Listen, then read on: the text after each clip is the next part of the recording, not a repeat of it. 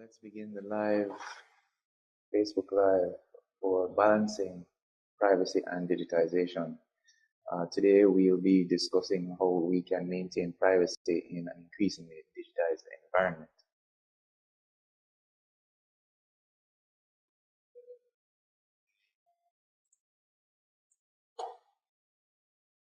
Okay, so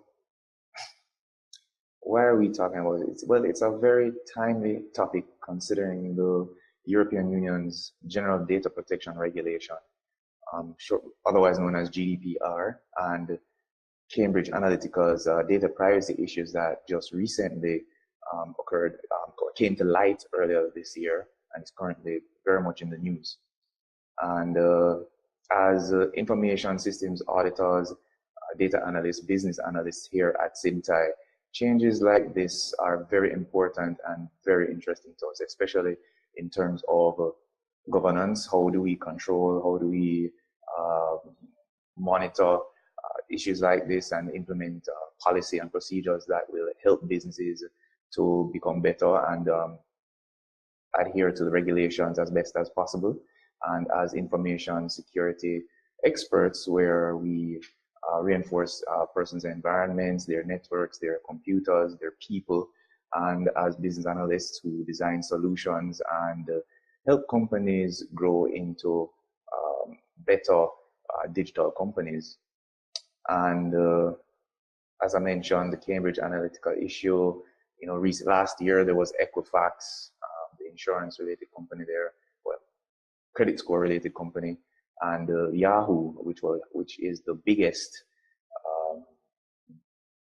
and most recent, one of the more recent, largest issues, data breaches that occurred in the last few years.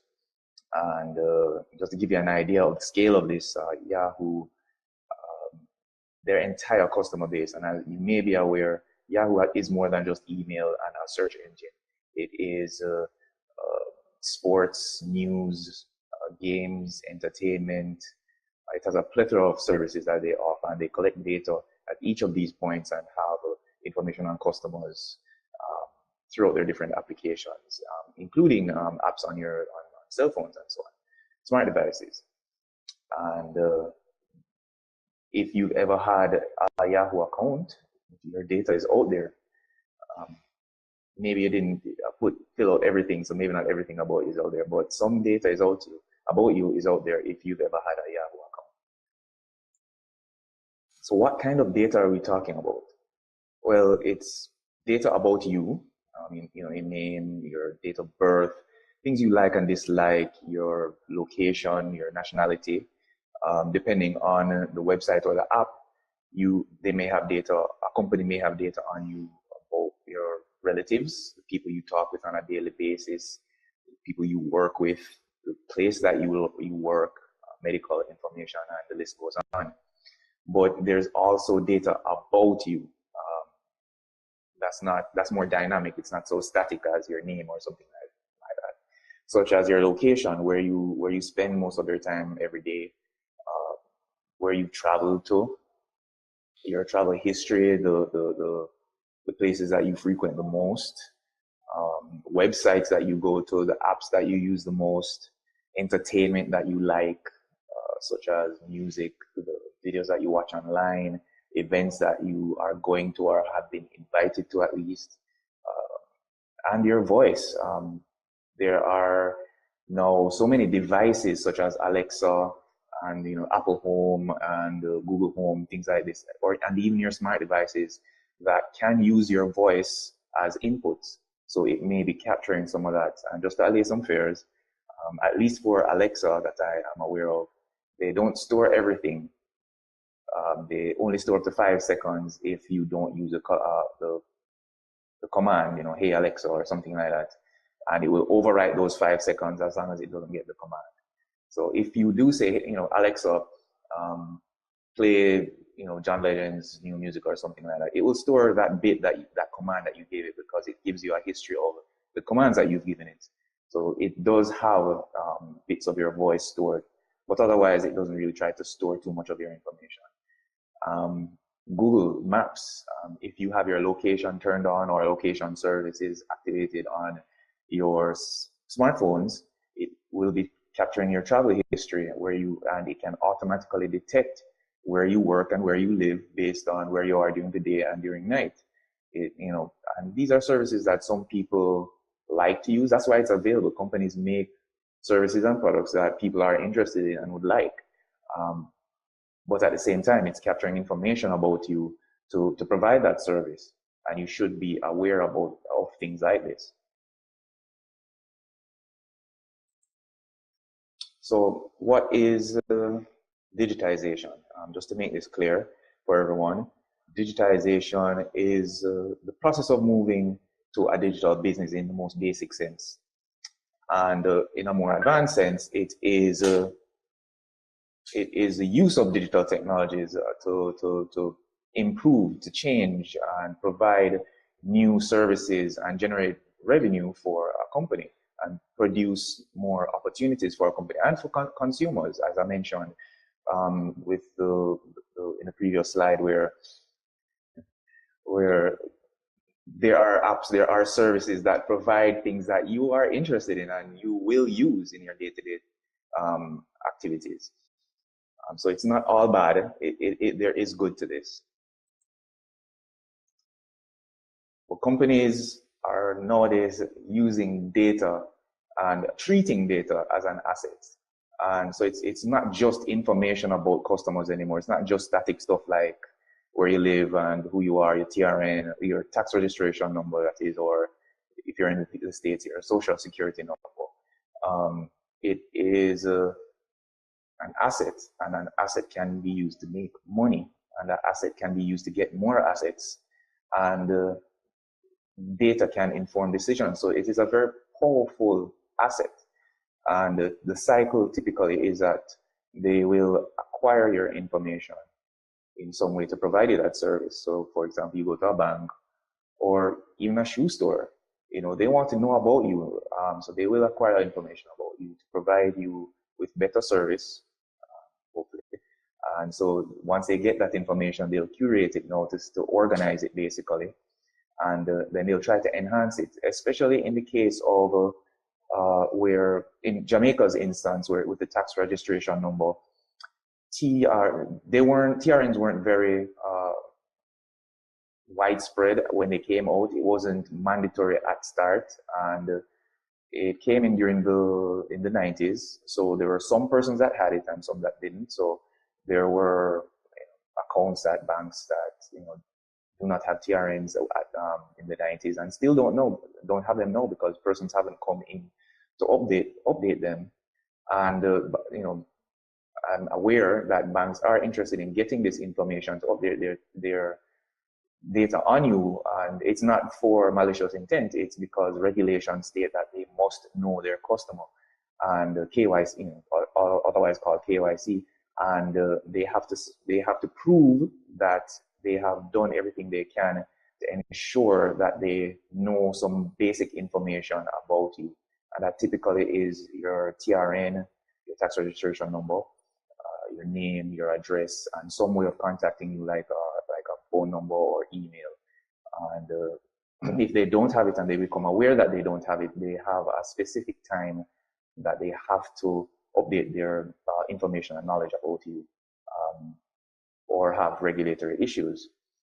So there are legitimate reasons for enhancing the data with new information, for regulation and for providing better business services. Companies now are also analyzing this data to find out things about customers and their behaviors, things about themselves as well, their products and how they're being offered, how they're being taken up. And then they try to monetize this information.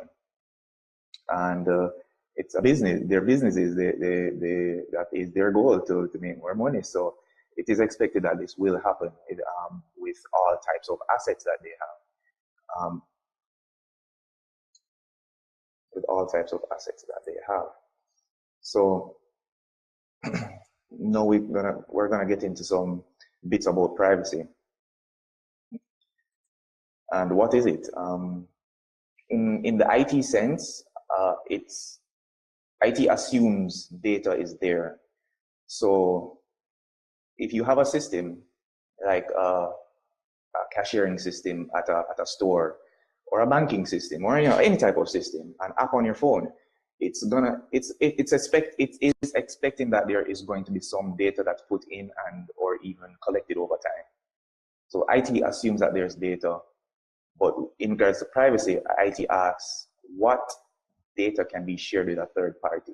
Do you have to keep it private, or are you able to share it with another company, a partner, subsidiary, if you're in a group of companies, or you have sub companies, things like that.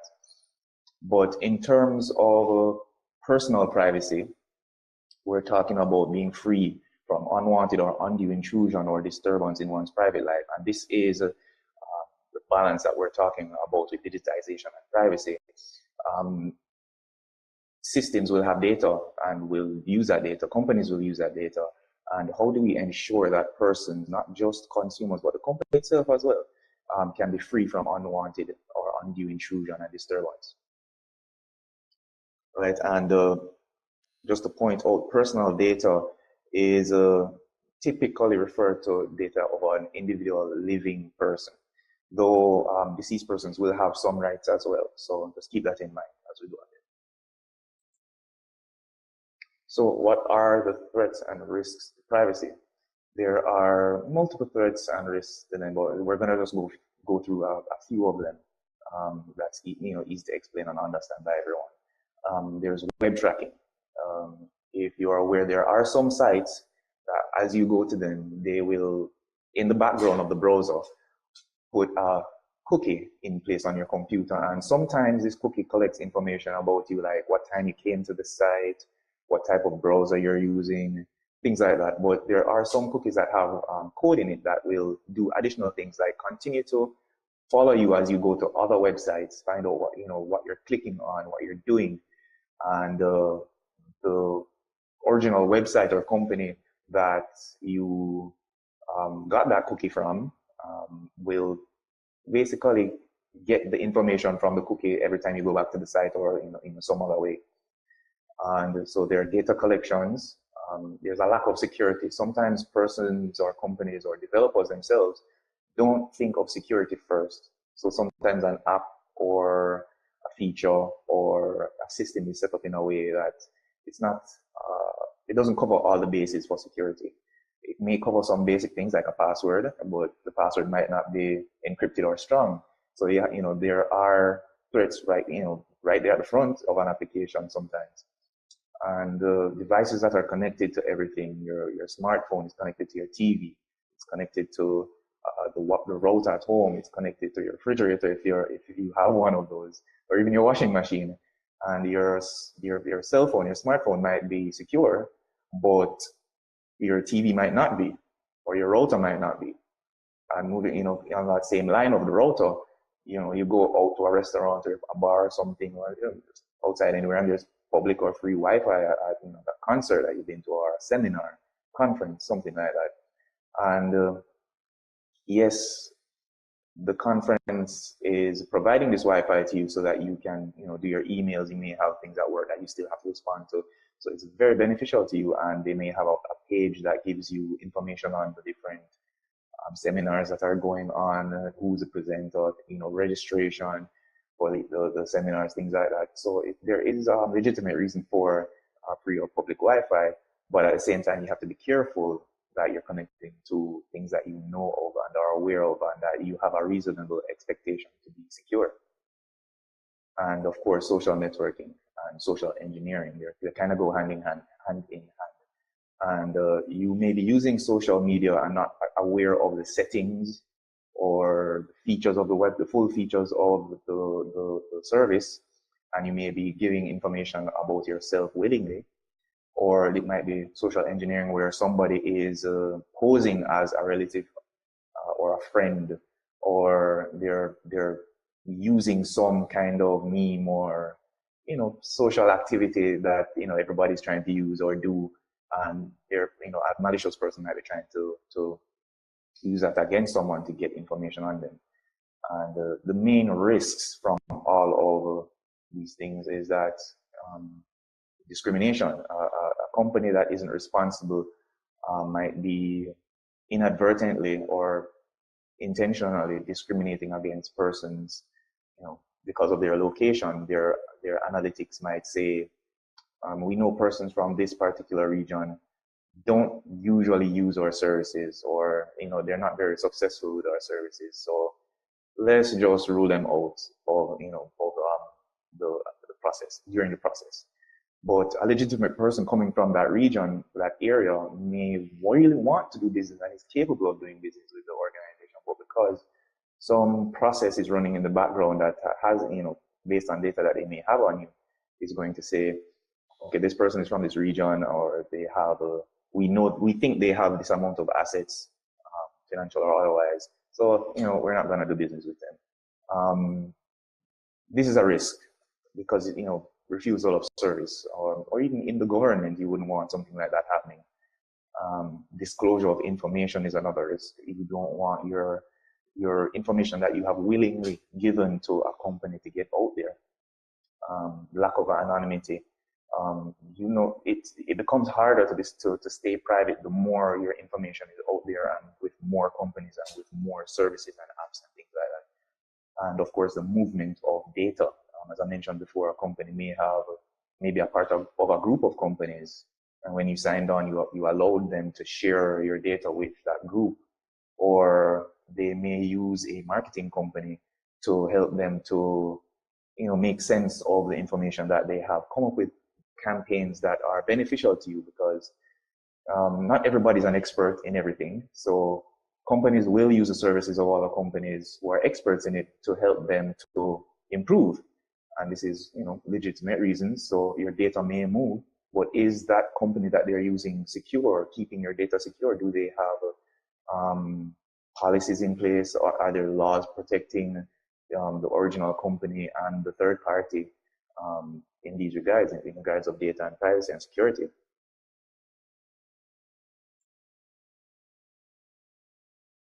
So what laws are there to protect privacy? And in Jamaica, we have, in our constitution, actually, we have some fundamental rights and freedoms in the chapter 3. And we are also a part of another international covenant, basically, on civil rights and political rights, Article 17. And they say that no one shall be subject to any arbitrary or unlawful interference with his or her privacy. And that's in a nutshell. So there are laws protecting Jamaicans in Jamaica for privacy. And there are international and regional laws. As I mentioned earlier, the General Data Protection Regulation, GDPR, from the European Union. And the UK has a specific law themselves for Data Protection Act. And the thing to note, even though UK is still a part of the EU, the GDPR does not overwrite a local law. It is to protect EU citizens, residents, and even tourists. So if you are traveling to the EU and walking through Paris or something like that, and you go on some free Wi-Fi, or you sign up for some service to go on a tour somewhere or something like that, your data is expected to be covered under the GDPR while you're in the EU. Other Caribbean islands have protection acts as well. Bermuda and Cayman, they have the Personal Information Protection Act and the Data Protection Law. So be aware of the laws that are governing you and what they state. So the balance, how do we maintain this? And can we really have privacy in this digital day and age? And it's not just for individuals, but for companies as well.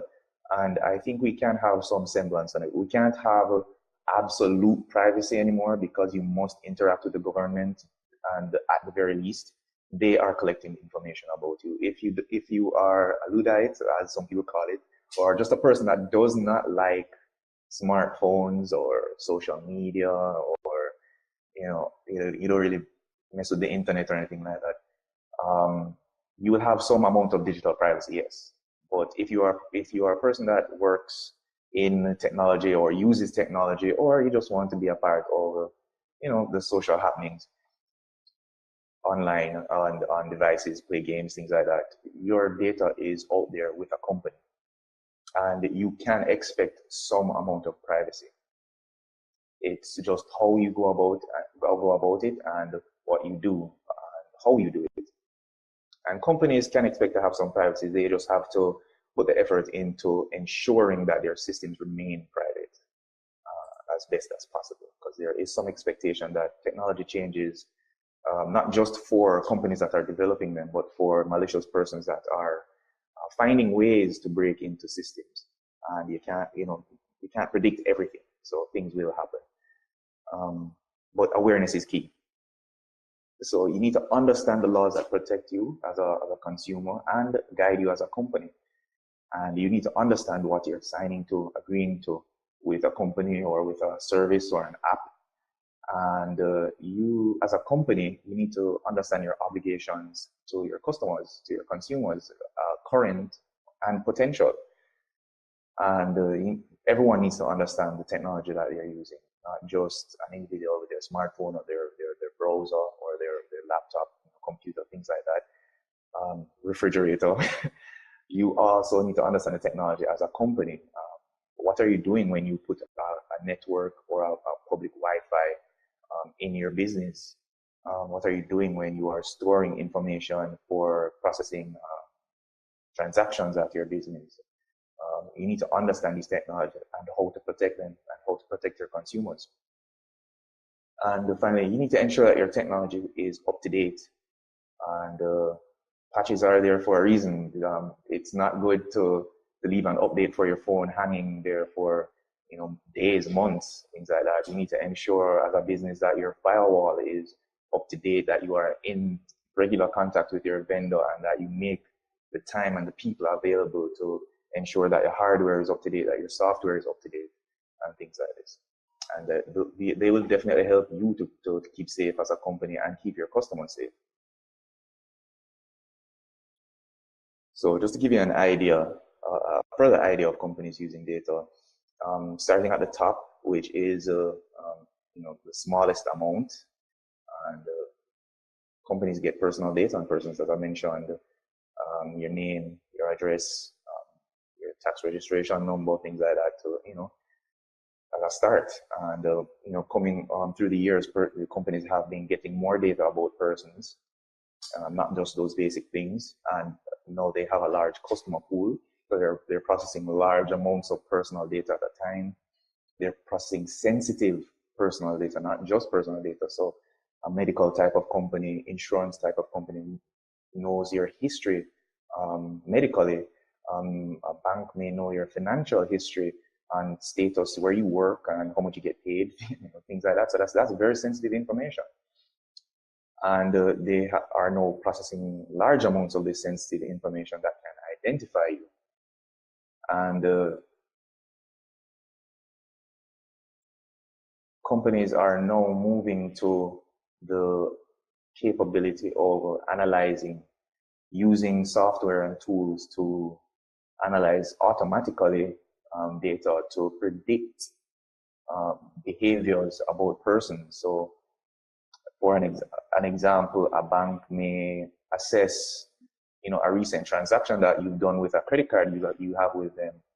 Say you made a purchase, you made a payment at a hospital using your credit card, and then a couple of days later you bought, using that same credit card, some things from a baby store.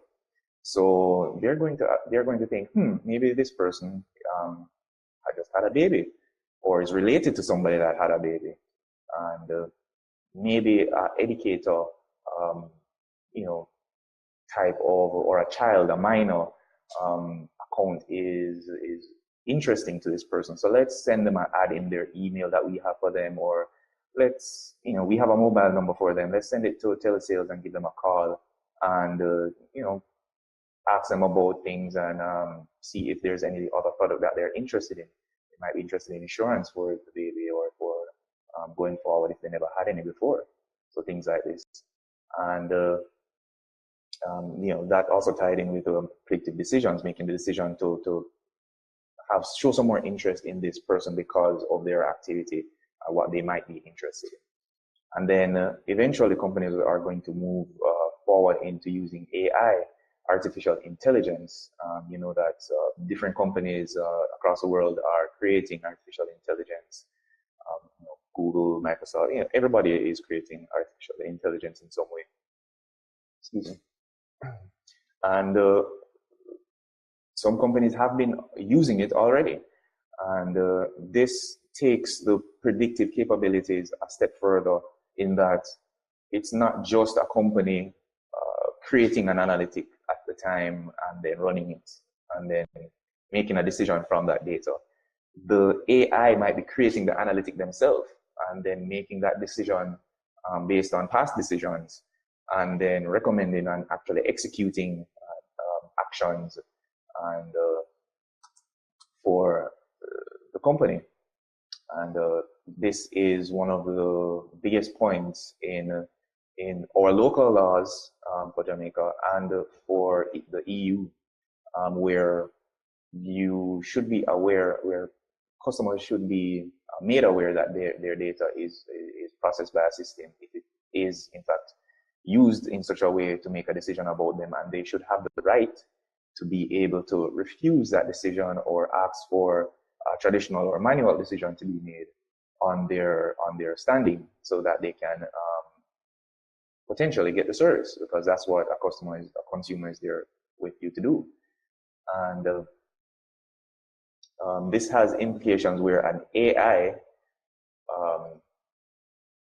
I want to say innocently, but it's not intentionally trying to discriminate against somebody, but based on the data and the things that it's seeing through the history of data, it is making a decision about somebody which may not be the reality of the current case, and in effect discriminating against them. And nobody wants this. The company doesn't want this either. So we have to understand what's happening, the technology works, and what we need to do as individuals and companies to ensure that everybody is treated fairly and privacy is maintained.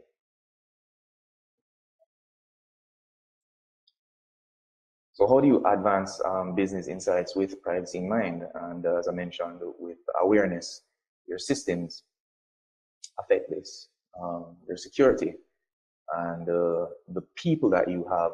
Is your staff trained, educated, tested on security and privacy on a fairly regular basis, or adhering to regulations such as GDPR or Jamaica's Privacy Act laws in our charter?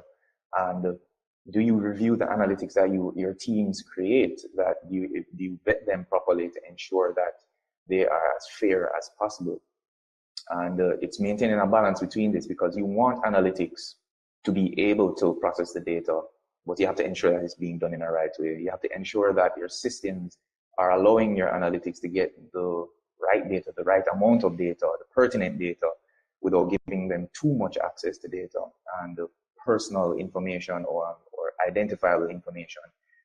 And you need to adhere to the laws that govern the jurisdiction that you're working with. And one thing to point out is that the jurisdiction that you are working in doesn't mean that because you're a Jamaican company that you don't have to follow the GDPR for the EU.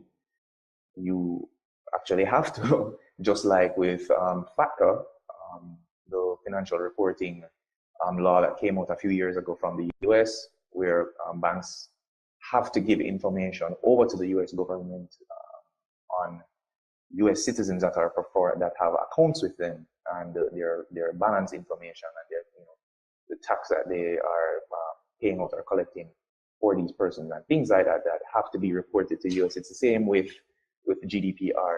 As a Jamaican company with data for a European citizen or resident, you have to provide assurances that you are adhering to the GDPR for these persons that you have data for, that you have accounts for, that you provide services to.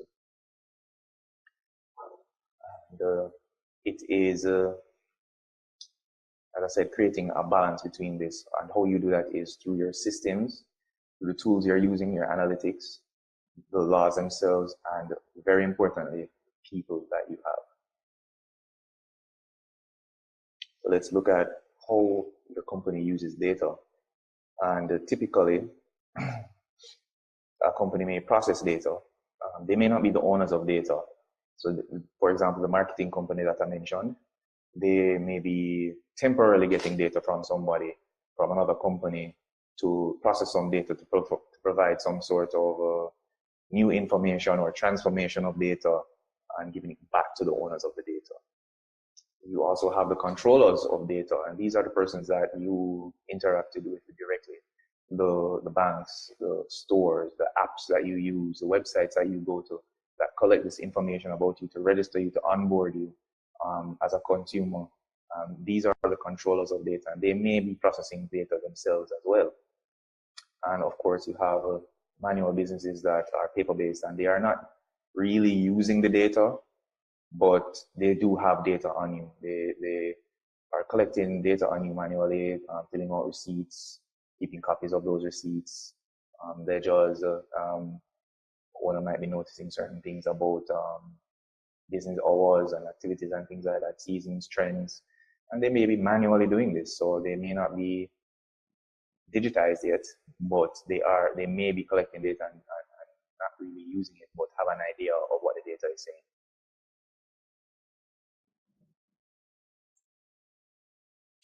So another part of the balance, and I mentioned the analytics earlier, is that you need to identify, classify, and step up, do some actions to ensure that you are protecting your customers. And to identify, you need to map the data on customers, know what data you currently have on consumers, and the jurisdiction that they belong to, and create flags. And a flag, in our terms, what we mean is that it's some simple data about, it's more data about you, about persons, but it's very simple. So we're not saying collect everything like this person lives in Brussels, and this person lives in Cayman, and this person lives in the US specifically. But essentially, a flag will say that if you know what you're looking for. And it's typically just numeric, 0 or 1 for yes or no. Or you may have 1, 2, 3, 4, 5. That, 1 belongs to Jamaica, 2 belongs to CARICOM, 3 belongs to the US, and things like that. So if somebody gets this data, they may not understand what it's saying exactly. So it's a way to have data on a person and not give away the full data on a person. The reason why you want to collect flags and map the data on a customer to say, customer 1, we have their name, address, tax number, their email, their mobile number, and things like this. And we have a flag to say that this person is KYC compliant, know your customer compliant for Jamaica, great. Customer 2 is not KYC compliant because we don't have his tax registration number. You may have another flag that says, okay, this person belongs to the US jurisdiction, and you can infer that because they belong to this jurisdiction, they are a citizen of this country. If somebody stole this data, they couldn't really tell that, but the owner of the data would be able to tell that from it and be able to do the right things with this data. For example, report to FATCA, or it's a member of the EU. So we have to make them aware of parts of the services that you provide, and give them certain rights, like access to this information, the right to be forgotten. That is a permanent delete. If you're aware that if you delete your account from some social media platforms, your active account is deleted, but your information is still there for years to come, because they're still doing analytics based on the information that they have on you. And it's when they think that this information is now old or stale that they will retire it, and then it becomes properly deleted. We hope that they're not keeping it forever and ever. And next is to classify the data. So you can use the flags to do this. So region, jurisdiction, the laws that apply to them. These are things that you need to ensure that you're classifying as in a way that isn't doesn't expose too much, and that very importantly, that you capture and classify customers that have expressed that they do not want your company to process their things using some digital system or an analytic or an AI or anything like that. Or, for example, you get those text messages to say, this promotion is going on from this company. You call the company and say, hey, I'm not interested in these. Please don't text me or anything like that. They have to keep that information. They have to respect your wishes and your right to be exempted or do not process. And you need to, as a company, you need to properly classify these persons and ensure that your systems are taking this into consideration before they do anything with this person's data or marketing efforts towards this person or anything like that. And then action, of course, you have to follow this up with action. You can't just collect the data and then just leave it there. You need to update your existing analytics with this information so that it filters out the persons that say, I don't want to be processed. I do not want to receive ads like this. I belong to this jurisdiction, so these laws cover me. And so you have to treat their data slightly differently and things like that. So update your existing analytics and ensure that persons are educated and trained, not just the frontline staff, the customer service or the call center person, but also the analysts that are working with your data, the persons in sales that are bringing up your account when they give you a call to look through your data and make suggestions on things. And everybody, IT, sales, customer service, everybody needs to be trained on security and on privacy. And we have one of the region's best security experts here at Symptai. So you can give us a call if you need some more questions on that. And I think that's how you can make the moves towards balancing, as a company, privacy and digitization.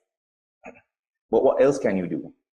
It's not just about your analytics and sticking to the laws and things like that, but you also need to ensure that you understand or define what a breach is. And you need to have a communication strategy for when something occurs, whether it's an internal issue and you need to communicate internally, or whether it's something that happened with customer data and things are exposed. There's a full-on breach and data is now out in the public.